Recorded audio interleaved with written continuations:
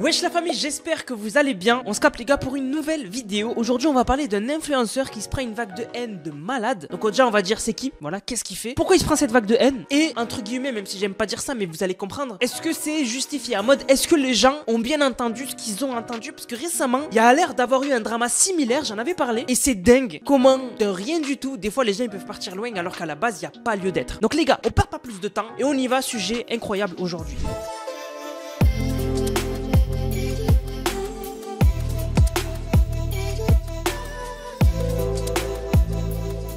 Aujourd'hui on va parler de Yenei, je l'ai mis dans le titre parce que je pense que quand même certains d'entre vous le connaissent, surtout ceux qui fréquentent TikTok etc. Influenceur quand même assez connu. Et qu'est-ce qui se passe autour de lui? Ben aujourd'hui il y a une vague de haine de malade. Mais avant de parler de ça, vraiment c'est important de reprendre un peu l'historique de Yenei, parce qu'il y a des choses à dire. Donc Yenei, il s'est fait connaître sur TikTok grâce à sa manière de parler, vous allez comprendre. Donc en fait il parlait un peu d'actualité, un peu comme moi, sauf que lui il le faisait sur TikTok. Donc il réagissait à des choses qu'on a tous vécues, qu'on a tous vues, et on était un peu omnubilés par ça à un moment dans les médias, comme les crises sanitaires, etc. Et aussi, il a beaucoup parlé de conflits, et surtout du conflit en Palestine. Donc, ce qui se passe à Gaza, tout simplement. Il y avait une période récemment où tout le monde parlait que de ça, et récemment moins, ce qui est dommage. Mais il y avait une période où vraiment tout le monde parlait de ce qui se passe en Palestine, à Gaza. Et du coup, lui, il en parlait tout le temps, enfin souvent. Et il s'est forgé une communauté autour de ça. C'était vraiment bien ce qu'il faisait. Vraiment, il sensibilisait sur le sujet, il mettait la lumière dessus. En plus, il s'exprime bien. Et c'est en fait à double tranchant ce qui lui est arrivé. Donc, les gens l'aimaient bien parce qu'il s'exprime bien, il a l'air de savoir à peu près ce qu'il dit, donc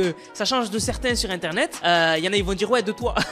Non, mais c'est vrai que ça change, ça fait plaisir de voir des gens qui ont l'air quand même de savoir de quoi ils parlent et qu'ils en parlent bien. Et en fait, c'est là où il y a eu un problème. C'est qu'en fait, il y a des gens qui ont dit qu'il s'exprime bien, il s'exprime mieux que des politiques quand même. Et en fait, c'est sa communauté qui lui a porté un peu préjudice. Parce que sa communauté, vraiment, il disait, en fait, il devrait faire de la politique, il est trop intelligent, il nous représente bien, c'est la voix de la jeunesse. C'est la voix de la jeunesse quand même. C'est un truc de fou. Alors ce commentaire, il existe vraiment, hein. Parce qu'en fait, comme il parlait de politique et tout, je trouve qu'il s'est un peu fait manipuler, parce qu'il y a des politiques qui l'ont utilisé pour se faire une belle image auprès des jeunes. Et par exemple, on a Jean-Luc Mélenchon qui avait fait un live avec lui et qui était tout sourire parce que le mec il a une audience de fou avec Yenei, et moi je trouve que c'est très mauvais. Vraiment, on devrait jamais donner du crédit au paysage politique, parce que certains c'est à double tranchant, et voilà, c'est juste pour se donner une belle image et en fait juste gratter des voix des jeunes tout simplement. Parce que les jeunes, c'est compliqué d'aller les faire voter, mais quand ils votent quand même c'est vraiment une majorité qui n'est pas négligeable. Donc voilà, mais bref, c'est un autre sujet. Bref, il avait fait un live avec Jean-Luc Mélenchon et j'ai récupéré des commentaires sur ce live, je vous jure que c'est une dinguerie. Donc voilà, donc c'est Alem, je crois qu'elle s'appelle, j'ai du mal à avoir avec la police, qui dit Yenei, la voix de la jeunesse. Il y a une inconnue qui a dit Allahumma Berek, ce jeune est tellement intelligent que Dieu le préserve. Quelle éloquence Yenei. C'est que des messages comme ça, tu vois. Et c'est quelle éloquence Yenei, le conte qu'il dit c'est Peppa Pig.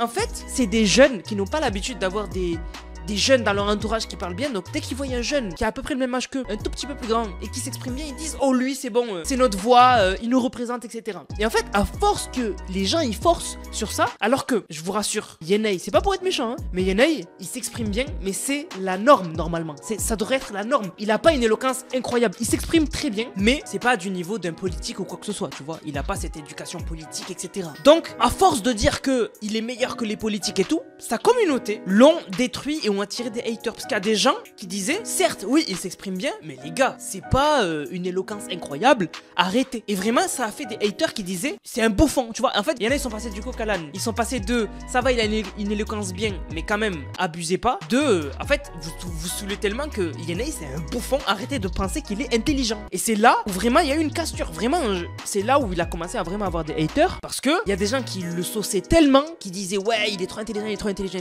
il est trop intelligent, qu'il y a des gens qui ont commencé à dire arrêtez, il est pas intelligent. Et c'est là où vraiment il a commencé à avoir des haters. Par exemple on a Balti, à un moment il a dit j'ai aucun problème avec Yenei, mais lui aussi a exposé ce fait, je vous mets la vidéo. J'ai aucun problème personnel avec Yenei, ok. Voilà, c'est un créateur de contenu, il fait ce qu'il veut, il met ce qu'il veut en avant, etc. C'est pas mon fils, c'est pas mon frère, c'est pas ma petite soeur, c'est pas mon papa, c'est pas mon cousin. En revanche, on a le droit d'émettre un avis. En fait, Yenei, depuis un certain moment, c'est même pas de sa faute, mais il en joue quand même un peu. C'est même pas de sa faute, mais sa communauté, la tranche d'âge des gens qui doivent le suivre, elle doit être entre combien? Je dirais 14, 17. Vous avez tellement une génération de trous de balles qui ne sont pas fichus d'aligner une phrase sujet-verbe-complément. Du coup, le premier venu qui sait parler un minimum français, sans faire de faute en parlant, qui sait ne pas bégayer, bah tout de suite, waouh, il est éloquent, charismatique, imposant, il sait parler, il est beau. Suffit qu'ils disent, waouh, le ciel était magnifiquement beau. Oh, waouh! Bah, vu que tu l'as dit comme ça, bah, le ciel, il est vraiment. Ouais, je sais pas si vous voyez ce que je veux dire. Et les gens, ils se font avoir par. Bah, ils se font pas avoir. En vrai, c'est bien de parler français, c'est bien, c'est un avantage. Hein. Je dis pas qu'ils devraient parler en mode wesh wesh. Blablabla. Non, il sait parler, c'est bien. Mais les gens en font trop. Les gens en font beaucoup trop, frère. Donc voilà, en fait Yenei c'est un peu sa commu qui l'ont mis dans les problèmes. Parce que sur internet, quand on te sauce trop, il y a toujours des gens qui vont dire calmez-vous, tu vois. Et c'est dommage, parce que franchement, c'est quelqu'un qui a fait du bien sur TikTok, je trouve. Ça changeait du contenu de débile sur TikTok, mais sa communauté l'a trop saucé. Et lui c'est pas sa faute, hein. Vraiment lui c'est pas sa faute, il fait juste son contenu, il fait juste ce qu'il aime. Mais vraiment, sa communauté ont abusé et ça lui a créé des haters. D'ailleurs, récemment, même lui il en a conscience et récemment il en parlait, je vous mets le TikTok. Je ne me suis jamais avancé comme quelqu'un d'intelligent, de surcultivé, quelqu'un d'éloquent, etc. Ça, c'est que des gens qui m'attribuent ça. Les gens qui me disent t'as percé parce que les gens pensent que t'es éloquent, c'est des gens qui me trouvent éloquent. Voilà, c'est décomplexé. Moi, j'ai jamais rien avancé de tout ça, les gars. Je me suis jamais avancé comme quelqu'un d'intelligent. Moi, j'ai juste voulu faire un contenu intéressant et instruire les gens sur des sujets potentiellement informés. Ça fonctionne. C'est tout. Je me suis jamais avancé comme quelqu'un d'intelligent ou d'intéressant, les gars. Ça m'est jamais arrivé de ma vie. J'ai jamais fait mon éloge. J'ai jamais accepté qu'on fasse mon éloge, les gars. Et très sincèrement, vous pouvez pas me trouver intelligent. Je vais vous dire pourquoi. Parce que je vous ai rien montré en soi. Je suis pas con. Moi, je sais que je suis pas con. Ça, je le sais. Par contre, j'ai pas peur de dire des exemples. Je suis pas débile. Du reste, je me suis jamais avancé comme quelqu'un d'intelligent et je vous demande pas de me trouver. Arrête, je te vois dans le retour. Arrête. Et moi, je me trouve pas comme. Je m'avance pas comme quelqu'un d'intelligent. Mais arrête. Pour clôturer sur le sujet, je me suis jamais avancé comme quelqu'un d'intelligent. Je cherche pas à ce que je sois considéré comme tel ou à ce que vous me trouviez intelligent. C'est pas mon but. Je suis pas là pour usurper une identité comme je l'ai fait et qui m'a valu 300 € d'avance. Et bref, il a évolué et en fait dans son évolution sur les réseaux, il a changé un peu de contenu. En fait, il a moins fait de contenu sur l'actualité, la politique et tout, il a plus fait du contenu lifestyle. Donc ce qu'on appelle contenu lifestyle, c'est des vlogs, c'est des déballages, c'est des déménagements, c'est tu vois un peu la vie quotidienne un peu. Et pour moi, vraiment, là où il a commencé à avoir des gros haters, c'est les vidéos à outfit.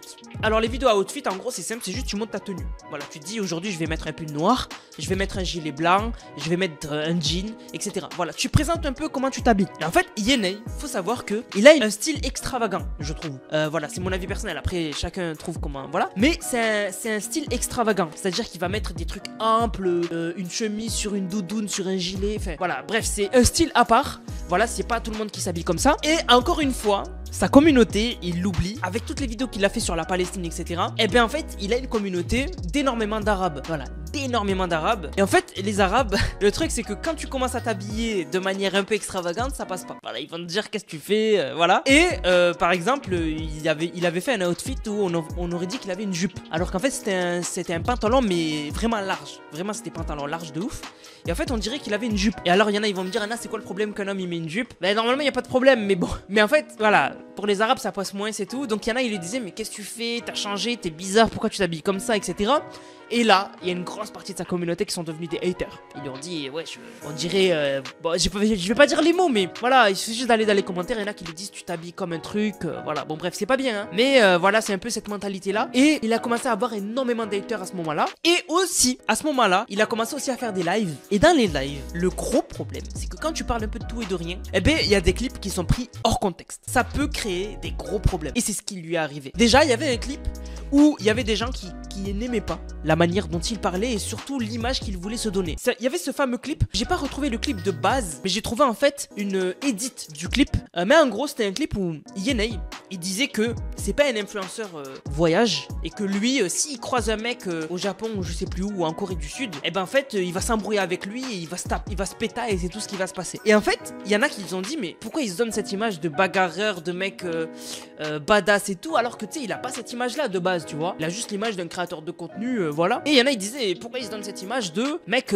qui se péta tout le temps, etc. Et ça a donné ce fameux clip, du coup, que je vous montre, où il y a des gens qui ont augmenté sa voix et qui ont mis, faut plus chercher Yenei, etc. Je vous mets le clip. Tu crois que je suis pas ça, nous, quoi? Moi, si j'y vais, je vais aller me battre avec des randoms dans la rue, hein. Quoi, je suis Nour JFL. Je vais à Hongdae, je pète un mec en sortie de boîte et on se tape, c'est tout ce qui va se passer.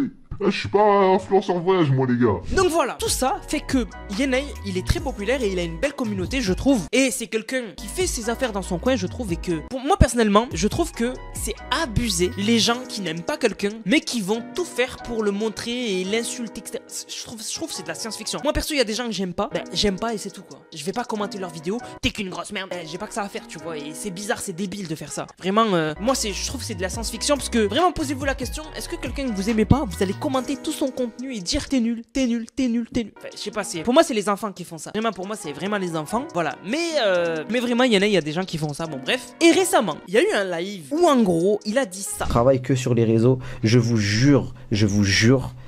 Travailler sur les réseaux, genre quand tu as des projets, quand tu mets en place des choses, quand tu es en pleine faisabilité de projet, ça ponce encore plus que le taf de base, genre. J'ai pas de week-end moi les gars, tous les jours je suis pris, tous les jours j'ai des rendez-vous, tous les jours j'ai des trucs, genre, tout le temps.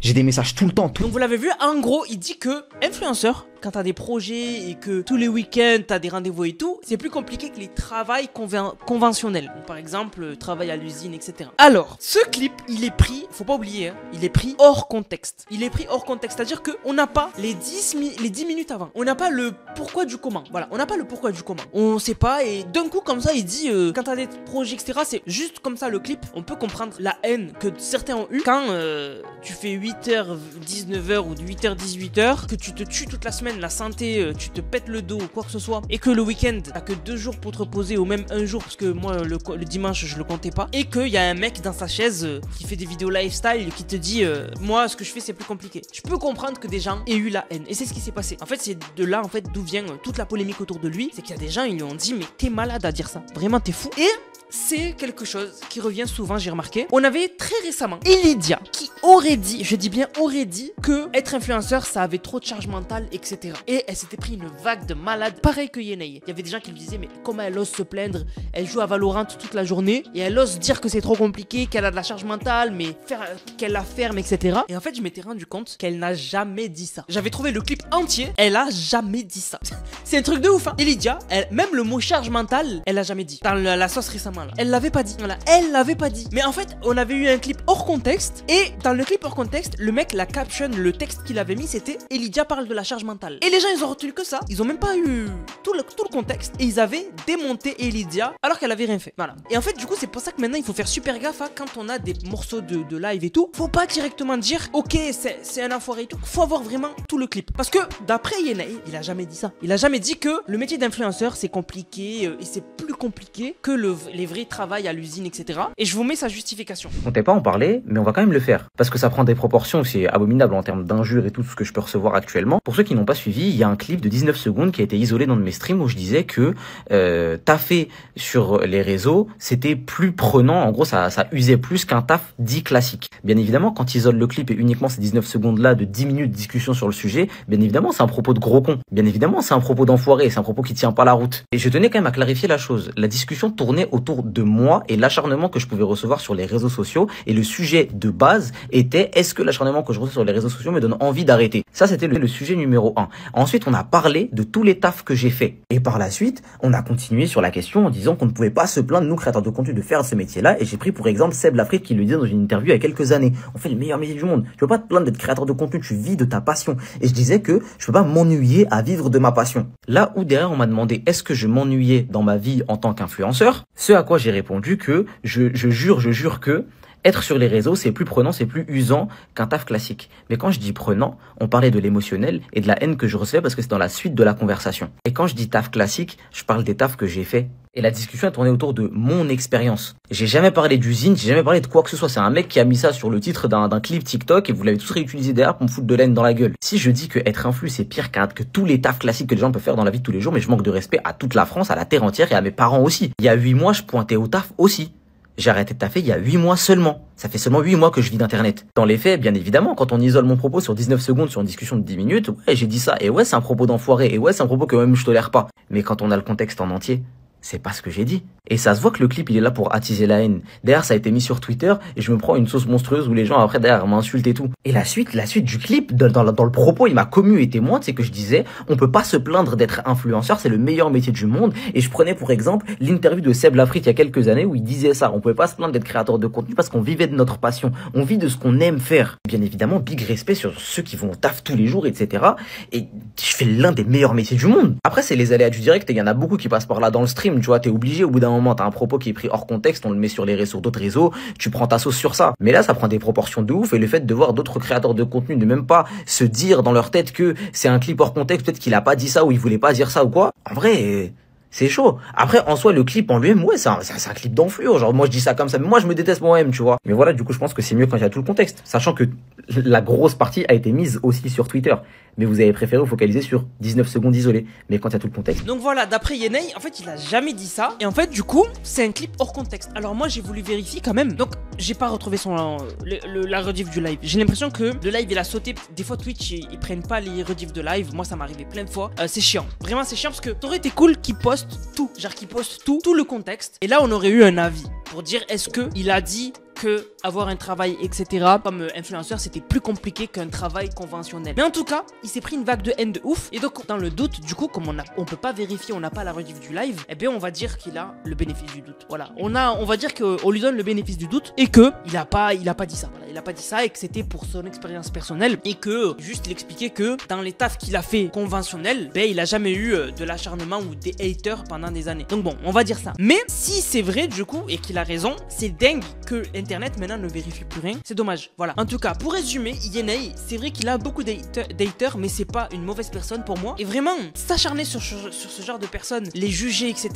Les gars, ça sert à rien. Et en plus, moi, ce qui me choque, c'est les musulmans qui le traitent de hataï et tout. Je vais pas dire ce que ça veut dire, mais en fait, c'est dingue que, en fait, on se désigne, on dit qu'on est musulman, mais on fait tout l'opposé de ce que nous enseigne la religion. Dans la religion, enfin, si t'aimes pas quelqu'un, ben, tu l'ignores, quoi. En fait, tu vas pas commencer à détester quelqu'un, mais en plus faire des groupes où vous le détestez ensemble ou l'insulter dans les commentaires, c'est pas normal. C'est vraiment pas normal. Moi, il y a des gens que j'aime pas. Si je tombe sur leur contenu, je passe mon chemin. Et puis voilà, c'est tout. Voilà, j'ai mon avis personnel, mais je vais pas aller les voir et leur dire ce que tu fais c'est de la merde, je te déteste, voilà. Ou même, je vais pas commenter les gars, lui c'est une grosse merde, etc. Non, tu vois. Donc vraiment, évitez de donner de la haine comme ça parce que c'est vraiment pas bien. Si vous aimez pas la manière dont il s'habille, ben, Veski, voilà, mais juste ça sert à rien de hate comme ça parce que y en a ils disent le pressing il est justifié, il faut que ça dure je sais pas combien de temps. Non, les gars, ça c'est du harcèlement, c'est pas bien. De se mettre à des millions contre une personne, c'est pas bien. Si je vous l'aimez pas, ben vous arrêtez de le follow, vous bloquez son compte et puis c'est tout, ça s'arrête là. Aller jusqu'à dire tout ce qui t'arrive là c'est mérité, on te déteste, etc. Non, c'est pas bien. Vraiment, c'est pas bien. Voilà. Ce mec, il fait rien de mal, juste il partage son contenu et tout. Et moi, je trouve ça grave vraiment les gens jusqu'où ils vont pour des trucs. Je sais pas. Moi, ça me choque des gens qui le détestent à ce point pour juste des habits et pour juste prise de position et tout. Vraiment. Voilà, il faut juste ignorer. Si vraiment il a raison, comme j'ai dit, on lui laisse le bénéfice du doute. S'il a jamais dit ça, vraiment, c'est ouf. Jusqu'où c'est allé. Ben, ça me rappelle un peu l'histoire d'Elydia qui s'est pris une vague de malade alors qu'elle a jamais rien fait. Vraiment, elle, pour le coup, elle avait jamais dit charge mentale et tout. Donc lui, s'il faut, il a jamais dit que travailler en tant qu'influenceur c'est plus compliqué que travailler à l'usine. Il a jamais dit ça, s'il faut. Voilà. Mais quand même, dans le clip, on dirait qu'il le dit. Non mais voilà, bref, c'était pour parler un peu de cette histoire. Voilà, je trouve que vraiment les gens sont ouf. Vraiment, à l'insulter et tout, c'est un truc de malade. Moi, je pense qu'il faut passer à autre chose. Et si vous aimez pas, ignorer, tout simplement. Voilà. Du coup, la famille, j'espère que la vidéo vous a plu. Si c'est le cas, n'hésitez surtout pas à liker, commenter, partager. On se capte les gars pour une prochaine vidéo. C'était Nanas, prenez soin de vous. Bang, bang, bang.